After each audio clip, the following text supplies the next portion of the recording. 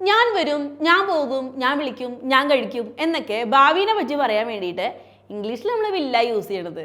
അപ്പോൾ ഹിന്ദിയിലേക്ക് വന്നു കഴിയുമ്പോൾ എങ്ങനെ പറയാൻ പറ്റും? ഞാൻ വരും എന്ന് പറയാനായിട്ട് മേ, ഞാൻ വരും എന്ന് പറയാനായിട്ട് ആവുക. ഓക്കെ, ആവുക. ഇനി ഇത് മെയിലാണെങ്കിലാണ്, അതായത് പുരുഷനാണെങ്കിലാണ് മേ ആവുക എന്ന് പറയുന്നത് ഒരു പുരുഷൻ സംസാരിക്കുമ്പോൾ. ഇപ്പോൾ ഞാൻ സ്ത്രീയാണ്, അപ്പോൾ ഞാൻ സംസാരിക്കുമ്പോൾ എങ്ങനെയാണ് പറയേണ്ടതെന്നറിയോ?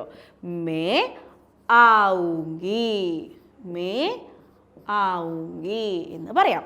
ഞാൻ പോകും എന്ന് പറയാനായിട്ട് ഒരു പുരുഷനാണ് സംസാരിക്കണമെങ്കിൽ മേ ജാവുങ്ക എന്ന് പറയാം. ഇനി ഇപ്പം ഞാൻ സ്ത്രീയാണല്ലോ, അപ്പം ഞാൻ സംസാരിക്കാനായിട്ട് മേ ജാവുങ്കി.